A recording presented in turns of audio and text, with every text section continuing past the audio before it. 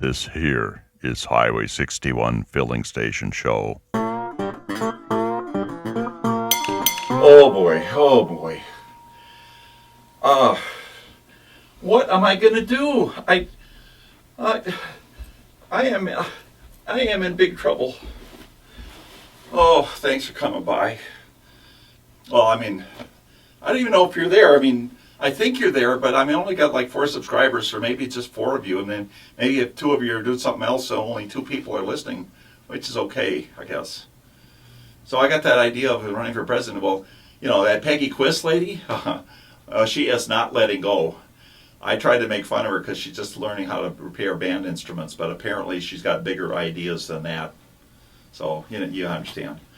Anyway, here's what we need. I got to figure out whether I'm a socialist or not.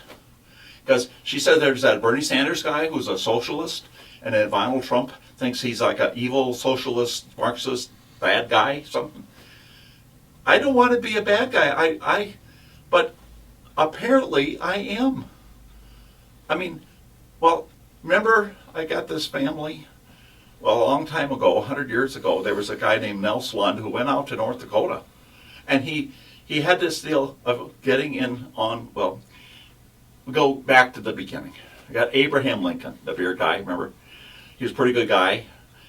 He got this idea that he could give away farmland to people, because they had a lot of land out there, and then people could go there, and then they get 160 acres, and they would build a little house on there, and they would live there. They had to live for 5 years, and they had to grow some crops, and then they would get to keep the farm. That's a good deal. And then he also had a deal for the railroads, because the corporations always want to have their deal. So he gave the corporations land all the way out from the Missouri River all the way out to the Pacific Ocean, and so they could build a railroad. Well, the railroad would connect the country together, so that makes sense, because we didn't want to have to take a boat all the way down to the tip of South America and then come back up again in order to get to California or someplace. So, okay, you got the idea, you get the picture.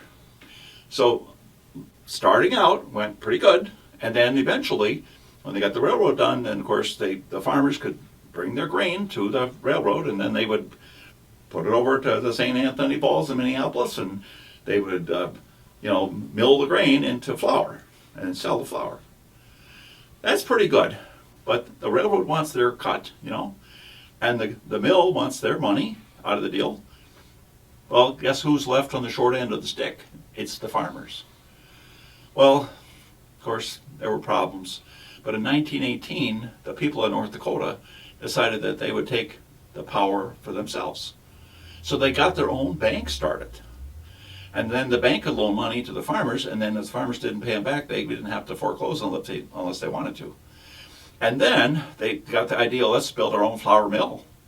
And so they could mill the flour, and then again, make a little money and pay for state programs, and then the farmers could get more, and they wouldn't have to send it so far, and it worked out pretty good. Well, now today, they got a new problem because they want to make the flour mill bigger. They want to make it the biggest flour mill in the United States. That sounds like a good thing. They're going to spend $27 million. They're going to employ 12 more people after they get it done. There'll be 12 new jobs. And what is wrong with that? I think that's good. It takes care of the farmers. It takes care of, people that need jobs. And it's a socialist deal, apparently. I don't want to be a bad guy, but I believe that jobs are good, and if a state wants to make some money doing something, they can do it.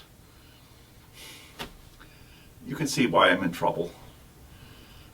Anyway, I don't know what to do, so maybe you should pray for me. I don't ask people to do that very often, but I think I need it. Maybe we all need it. Peace. See you later, alligator. Highway 61 Filling Station Show. It's not just Minnesota nice anymore.